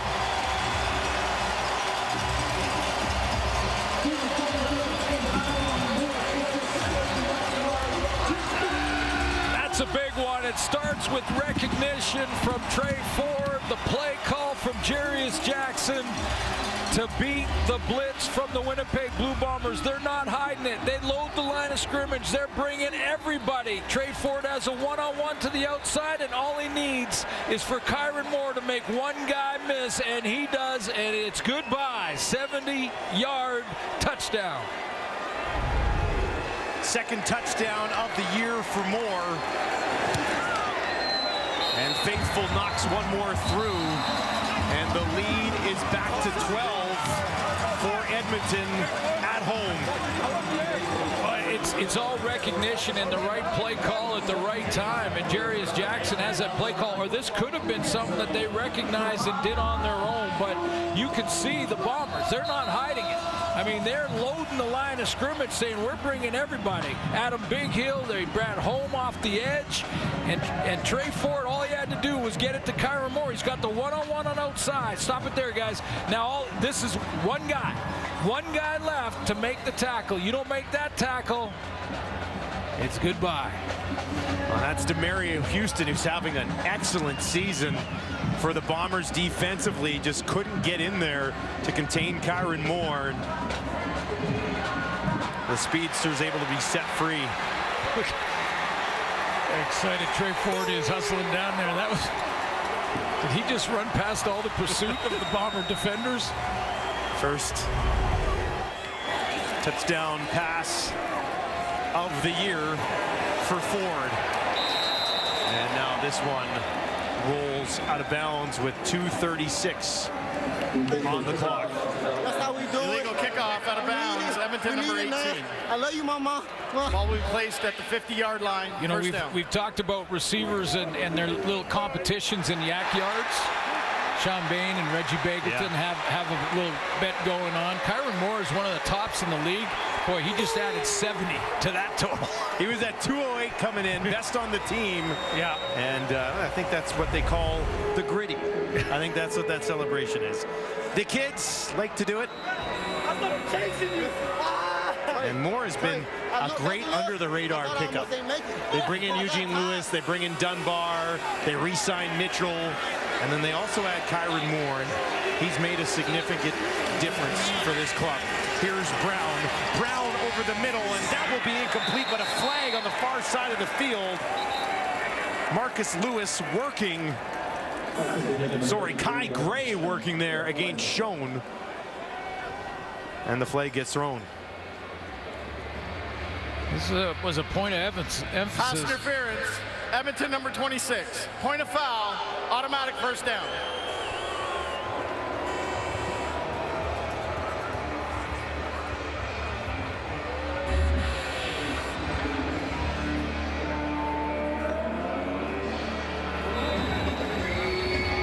Dalton Schoen on the outside. Just that physical play past 5 yards is definitely pass interference. Right call made. It was a point of emphasis over the last couple of weeks for the Elks. This time they will hand it off. Picking his way towards a first down, about a yard shy, 9 yards. That's what I meant about, point of emphasis meaning that the DBs had some issues with some PI calls in their last game, and the Elks have worked on that. Different techniques to do it throughout the practice week. Kai Gray gets called on one there, and Gainey's got to go and tell him, don't worry about that one. It's the next play that matters. You've got one guy with 11 years experience, 3 rookies, and Marcus Lewis, who is in his second season in that secondary. Prukop, now he's going to throw, and a flag on the play. This will fall incomplete. Prukop was going to try to get it to Dembski. Some trickery from the Bombers on 2nd and short. I think Gray.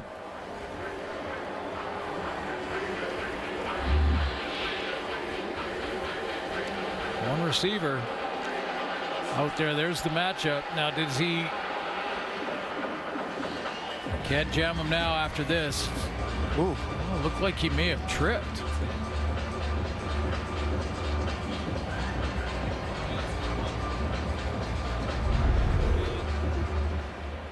That wasn't Too even many a penalty. players. Edmonton. 10-yard penalty.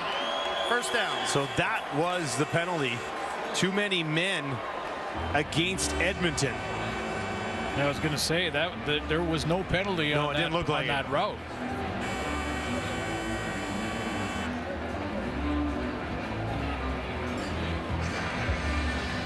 Now, Elliott Brown, remember, he was injured early and left on the cart, so maybe they're having an issue with their rotation.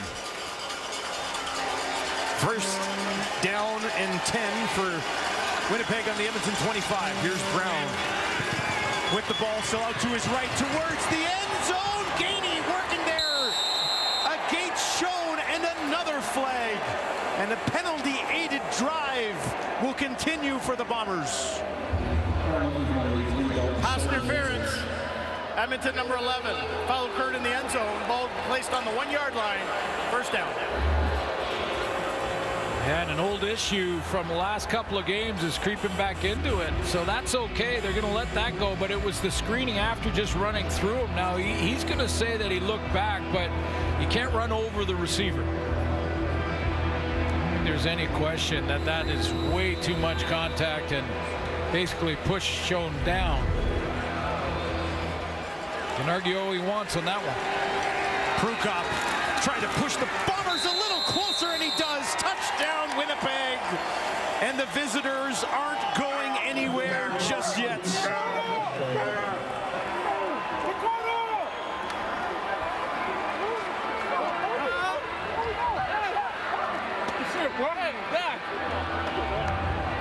Third rushing touchdown of the season for Prukop since rejoining the Bombers.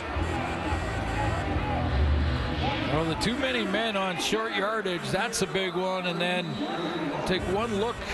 No question, it might even been offside. Edmonton looked like they creeped into that neutral zone, but that would have been declined clearly across the goal line. Castillo knocks it through. Once again, a 5-point game as Edmonton faces some adversity. Let's send it back down to Ryan Rashad. All right, Dusty, what do you do when you are facing that adversity? It's a question we've been asking the Elks all season long, and it's a narrative they're trying to shake. Bottom line, when bad things have happened to this football team, they have not been able to bounce back and respond. They've let it last for quarters and quarters after that. Chris Jones talked about the fact that's something that they're trying to work on. We saw the fumble, results in a Bomber touchdown. Elks have counterpunched. Now Winnipeg again comes back. How will Edmonton handle this adversity? It's something they're working on as a group. And honestly, guys, it transcends this season. This goes back to last season. This basically has followed them through this entire home losing streak. They're in one now. Let's see how they handle what just happened. Well, it's still a long way to go in this one. That last drive was 5 plays, 60 yards, but 50 of those yards were in penalties. Yeah. Can't do that against any PIs. team. Yeah. Sims at the 30. CJ Sims picks his way back outside the 45, and once again, relatively decent field position for Trey Ford, who's 10 of 11 for 163 and a touchdown in the air, and has a touchdown on the ground himself. Yeah, handled the adjustment, saw the full blitz in the last series from Winnipeg and handled that. He can go right back to their game plan and get Kevin Brown involved again. I mentioned it earlier in the broadcast, but Edmonton averages just 13 points per game. They've already put up 29 tonight against the Bombers with a change at OC and quarterback. Ford to his right, waits over the middle, and that one is intercepted by Holm. His first of the season comes at an excellent time for the Bombers as Holm steps in and takes one away from Ford.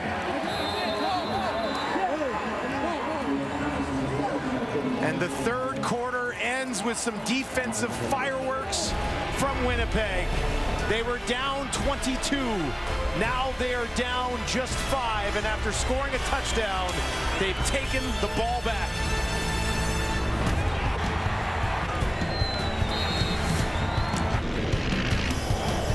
Fourth quarter action here at Commonwealth. I hope you don't need to use the washroom at all the rest of the way in this one, because we've got a thrilling finish coming up here.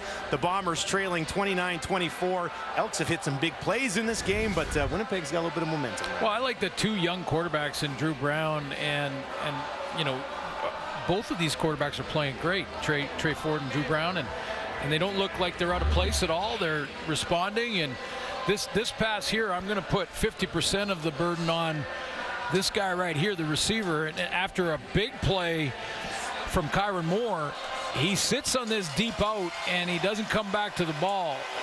You're going to watch him right here just turn around and then sit and wait for it to come. Now, if you're waiting for it, Evan Holmes says, I'll go right underneath that and pick it off. You got to come back to your quarterback there. So the Bombers in business again. Start this drive on their own 46. Over the middle, incomplete. Looking for Schoen. Let's take one more look at this interception here. Yeah, the other thing is it looked like it may have had a bit of a scheme issue because there were two receivers pretty close to each other.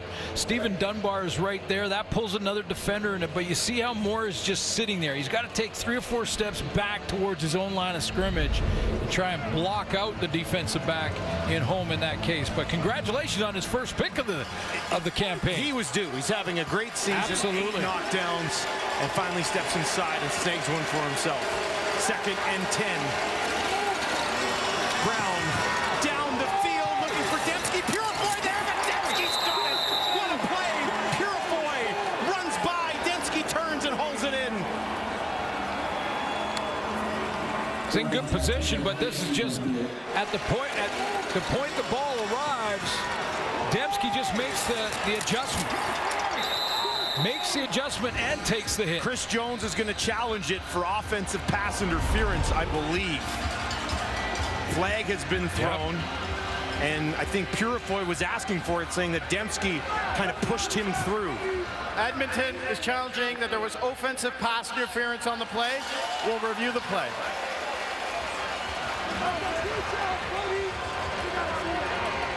Well, you'll start to see all the replays that the command center sees at home. Purifoy certainly got up and signaled to his bench immediately that he felt he got pushed. Dembski's the inside receiver. That's why he's matched up on Purifoy. Purifoy turns. It's again a 2-man look. So stop it there right now for a sec. There's over-the-top help. Those are the 2 guys I talked about, and everybody else underneath are in man-to-man, including Purifoy. Now he's saying that he got pushed past. He got up immediately, waving his hands to Coach Jones, saying, "Hey, you can."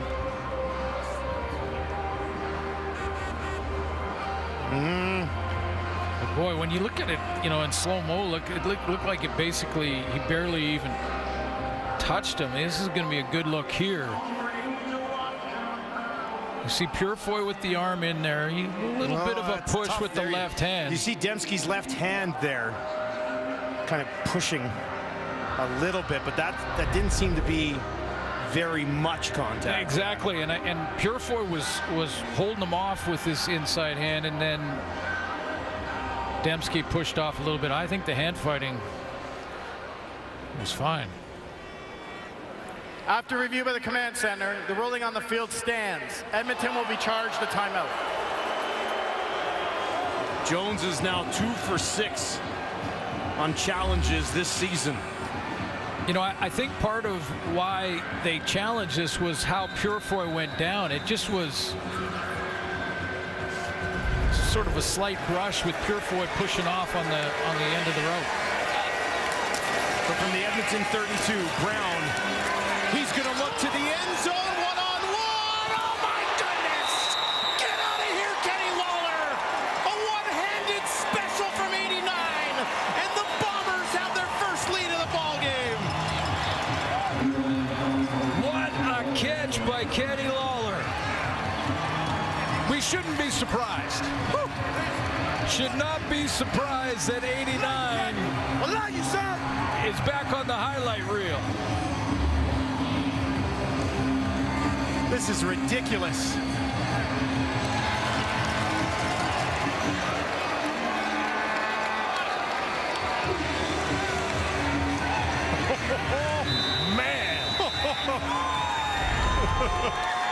Oh, this game is awesome. What a catch. Castillo What a catch. to put the Bombers up 2. That's exactly what he does. Just the second catch of the game for the former member of the Edmonton Elks, Kenny Lawler. How about that? Only needed one. Brilliant stuff. Back with the Bombers. Well, Marcus Lewis can't cover him any better. And think back to that Dembski corner route for a touchdown and how he used his route running ability to get outside leverage.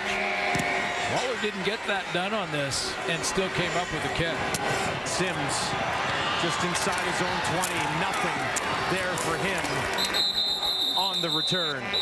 I mean, take a look at the positioning from Marcus Lewis here. He wants outside leverage and keeps it. So that Lawler tried to get him to get inside and he couldn't. So he's in absolute perfect position as a DB in a bit of a trail. Now he's got to fight alone. Says, well, I only need one hand, so you can hold that one or we'll grab and I'll push you or whatever we want with that one. I'll just use the other one. Bring it in. Wow, what a catch. Schoen and Dembski and Lawler. Yeah. It's a lot to handle. Still 13 minutes left. What else is going to happen? Here's Ford. Delayed draw. Scooped up immediately. Nowhere to go there. Lawson with the tackle for a loss. I'm not sure that Lawler's going to get to 200, but he's got the 200 a couple of times in his career, and there's another guy sitting in our panel that has done that. Look away if you're a BC Lions fan. Yeah. It's happened 4 of the 5 times against the Lions. Lawler coming off the 200-yarder against the BC Lions. That was special. 4-yard loss. It was Bennett with the tackle. Now Ford on the run to his right. Jeffcoat coming after him. Ford throws it over the middle. Dunbar knocked it up in the air. And thankfully for him, it does fall incomplete. Well, this is the time when a guy like Manny Arsenault, or when you're looking at Trey Ford, a guy like Manny Arsenault or one of the veterans on the sideline can get Trey Ford aside and say, you know, just run. Let's run the offense. Don't try and force or push because we're behind now, because it's only, you're only looking at a 2-point game here. That was a risky, very risky throw. Julian stands on his own 15 with Greg McCrae lurking back at his own 35. Still a wind in the air here at Commonwealth. Maybe not as strong as it was earlier. This is a good kick. 54-yarder. McCrae takes it just outside his own 25 and downfield in a hurry. The Elks wrap him up.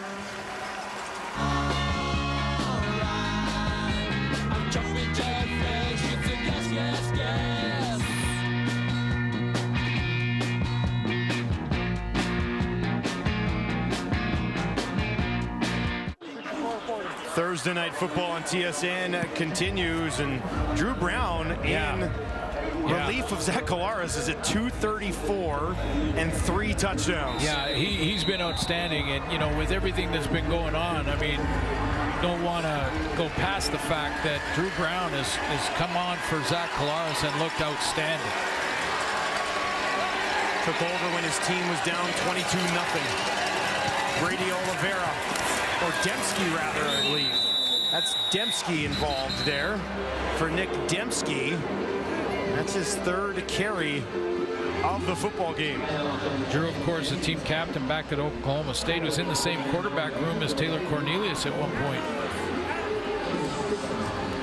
Sideline for Edmonton, but what a great game he has put together. First of all, you start to wonder, okay, will he look out of place? They were down. They had a huge deficit at the time when he took over, down a few scores.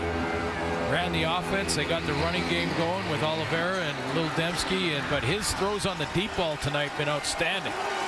This feels like Brady Oliveira time, though, doesn't it? Oh, yeah. They'll give it to him.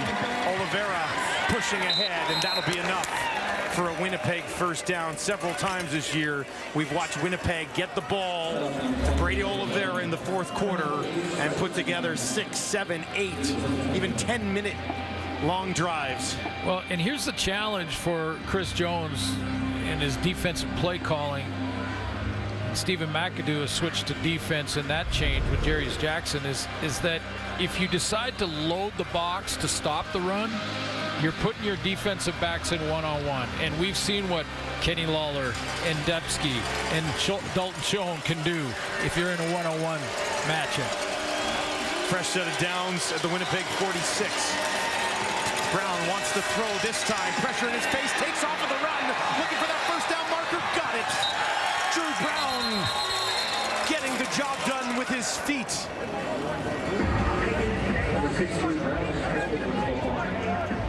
$15 yards. A flag on the play, though.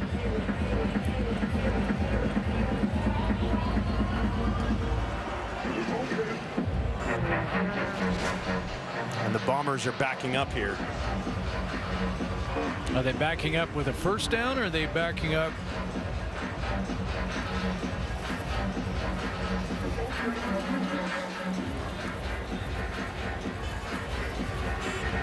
I'm just sorting this out, but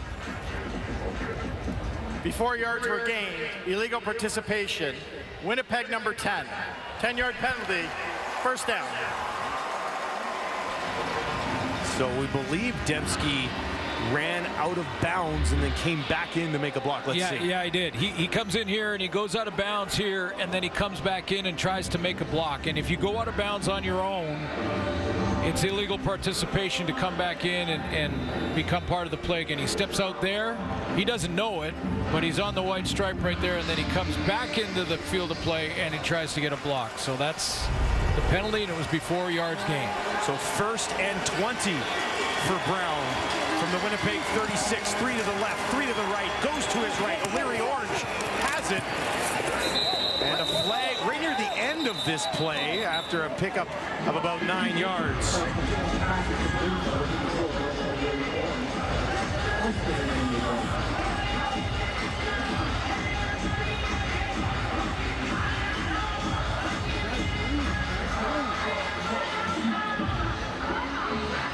Sort this one out. Wow. Rasheed Bailey. Illegal interference, blocking downfield. Winnipeg number 88. 10-yard penalty, first down. You don't hear that very often. Receivers, when they're all route running,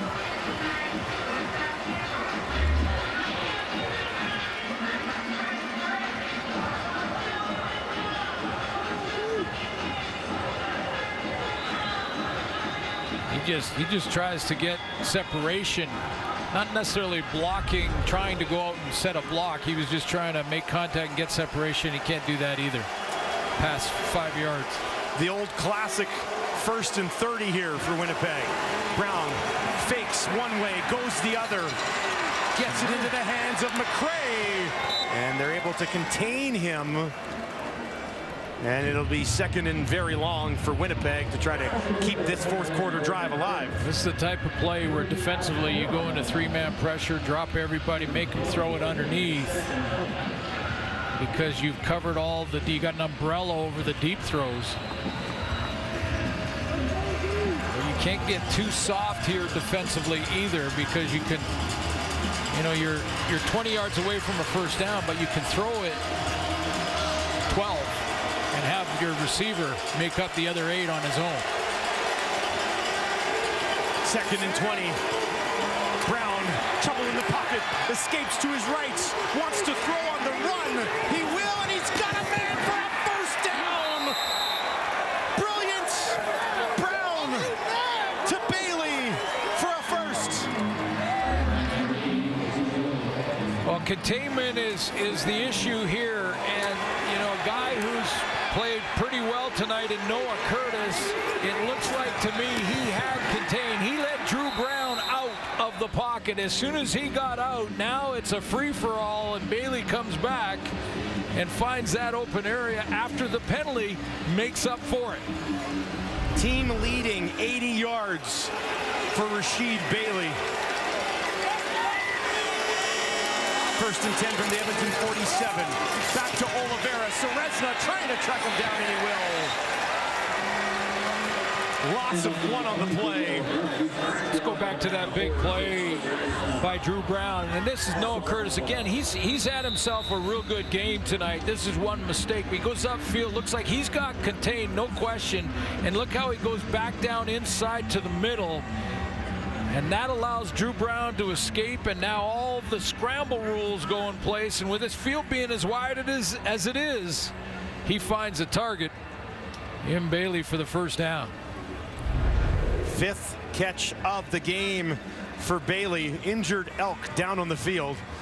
Will step away midway through the fourth. Purifoy was helped off. No real weight on his right leg. Jeremy Dominique into the game for now to play alongside Morgan and Konar. 2nd and 11 for Drew Brown with just over 7 to play in a 2-point lead. Pressure coming. Brown gets it away. Has another completion down the field. This time it's shown for its 3rd catch of the game.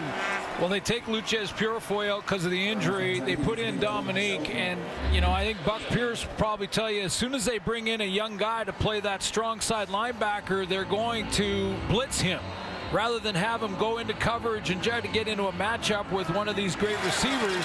They blitz him, so they predict the play call and throw a 14-yard gain over the middle to show him.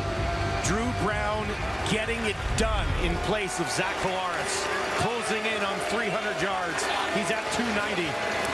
This time Oliveira, Brady Oliveira, Dembski rather. Boy, they're mixing in Dembski a lot here in the 4th quarter. It's the play fakes. I'm telling you, Drew Brown and the way he is handling the football, when it comes to the fakes, either with Oliveira or Dembski in the middle, you know they'll put Dembski at tailback sometime in that position, but he's just so good at hiding the football. Second trip to the red zone today for Winnipeg. Clock ticks down inside 6 minutes. Those fundamentals are so important. If you're a young quarterback watching, pay attention to how he's handling the ball and those fakes and those handoffs. He's thrown for 290 and 3 touchdowns, and I think you're most impressed with the way he handles the ball. Prukop needing a yard. Ooh. Not sure he got it there. That would bring up 3rd down.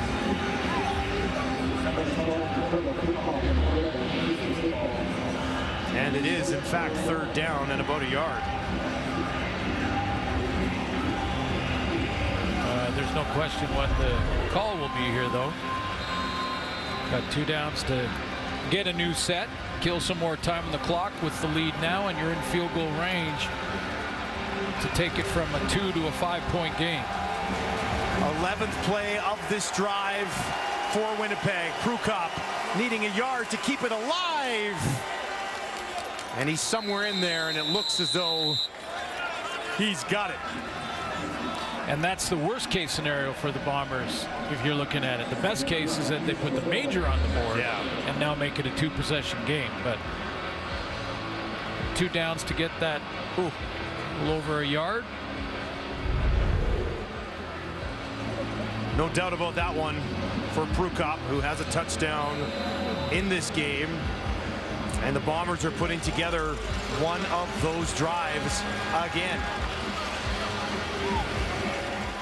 Oliveira stands in next to Brown. Dembski will be in the slot to his right. Brown, Oliveira, what a play! Brady Oliveira to the 5! Touchdown! Winnipeg extends the lead! Brady Oliveira to the end zone!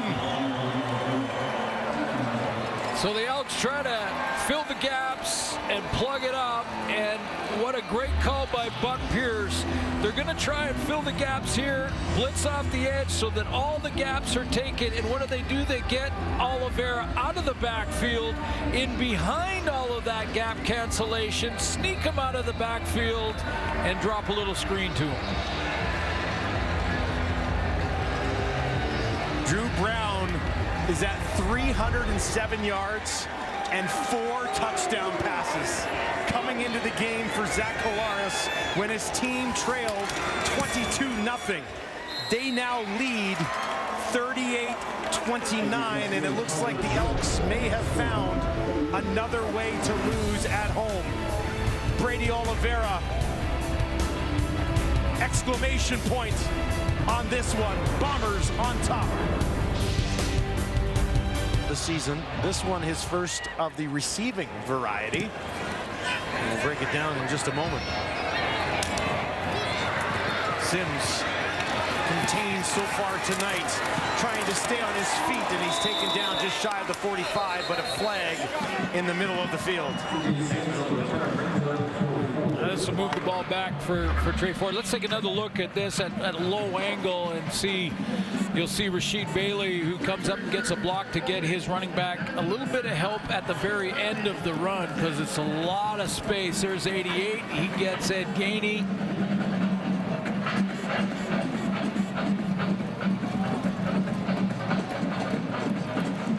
Drew Brown has thrown touchdown passes to Dembski, Schoen, Lawler, and Oliveira, so all the usual suspects. I was looking for someone like that. I think just get in, yeah. Time no longer on the side of Trey Ford and Edmonton.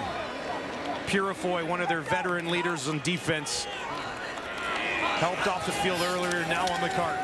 Ford over the middle, has a completion. First down outside the 40. That one goes to Kyron Moore. Dunbar, by the way, does not have a catch in this football game. Yeah, now they're going to have to press it a little bit more. This is a little less Kevin Brown and that kind of thing, and more chunks of yardage. Less than 3 minutes to play in what's been a wild Thursday night at Commonwealth. That will make it hurt that much more if the result holds here. The score holds. What does Trey Ford have up his sleeve here? First start of the year. Takes off, escapes from the pocket. Ford has a first down all the way inside the 50. Fourth carry of the game, another big one. Well, all of that was good, and you have to look at 11 of 14, 179, a touchdown throw, a touchdown run. This big run, he's still fighting and clawing. That if the score doesn't change and they lose the game, he's proven something tonight. Ford over the middle has a completion. That one into the hands of Dunbar for the first time tonight. And that will be a first down Edmonton as well, but they got to move. Yeah, they'll call him on the line of scrimmage. Yeah, Dunbar's been real quiet tonight.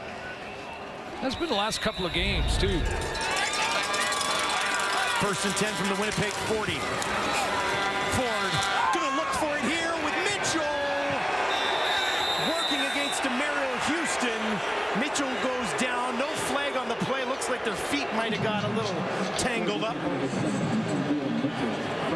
Second down. Yeah, that's exactly what happened. I mean, Dylan Mitchell tried to cross over in behind Houston, and when he did, the feet got locked up, and you'll see it in ISO here. He's going down the field, and then he tries to cut inside here on his own and just stumbles. They both do. Ford wanted the flag. None would come. 2:26 left, second and 10 on the visitors' 40. Four options, wide side right, pressure from the Bombers. Ford, can he escape? On the run to his left. Looking down towards the 35, sneaks inside, and that will bring up third down.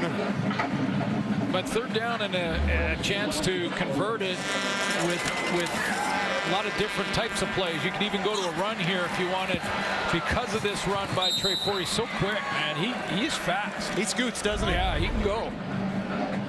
Be a fun weapon for a new offensive coordinator to have advantage of. So you could kick here, cut this lead to 6. Because it's 2 score. Third and 2 though. Ford will give it to Brown. He's got nowhere to go. Winnipeg's defense gets the job done. That should do it. Yeah, that's one where, you know, it's easy to after the fact, but even if you get the first down there, you could have kicked the field goal here. You need both. Yeah, the wind has died down. It would have been in the rain. Faithful, they usually don't run out beyond 40 very often, but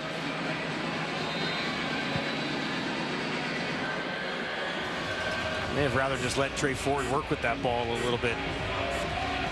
Well, it was a play sort of designed to do that. I think he could have pulled it there. It looked by the action that he could have pulled it. Third turnover of the game. And Brady Oliveira pushes up towards 100 yards. 9 more there, puts him over 90. There's been a lot of storylines tonight, but the biggest one in the headline is Drew Brown. Yeah. Without question. I mean, coming in for Zach Collaros down 22 and did not phase him at first. I just thought, you know, he doesn't look like he's out of place at all with the pressure on the road with that big deficit. But he's well exceeded the sort of not looking out of place description. Took over when they were down 22-0. This is all on Drew Brown and the job that he's done so far tonight. Well, it's just been the accuracy. First of all, you know, he's not shown like he was uncomfortable in the situation. Came back and threw with great accuracy and confidence. Spread the ball around too. He didn't just pick one receiver and kind of stick with it. He had some plays made by his guys down the field, don't get you wrong, and a good call there by Buck Pierce, but he has been the story.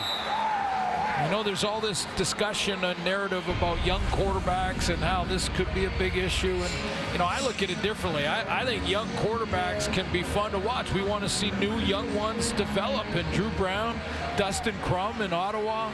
I mean, we want Zach Collaros back. Don't get me wrong. It looks like hopefully he will be for next week. But young quarterbacks will be a bit of a roller coaster when they're in there. Yeah. But Drew Brown, he's not new to the league. He's been around right? 3 years, yeah. But this is a situation I'm not sure he's been in a bunch, and he's just come through a big way. And Trey Ford, I mean, one interception for Trey Ford. He probably wants that throw back, but I gave 50% of the responsibility of that one on Kyron Moore for not coming back to the ball, and I think he's done enough to at least earn another start next week. Oh, I would think so. They scored points. This is a team that has not scored many points this season. Brady Oliveira already at 100.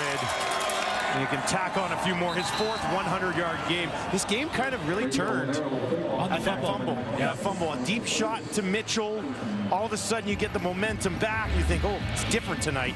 And then a fumble by Kevin Brown, which was followed up by a long drive by Winnipeg. Turned the tide in this football game. Yeah, and that's not putting it all on one player. It's just sometimes those moments, that one moment in the game changes things. That was a 2-score lead, I believe, at the time for the Elks. Yep. And a deep ball from Trey Ford to Dylan Mitchell, right on the money, and then the fumble right after. Winnipeg goes down and scores.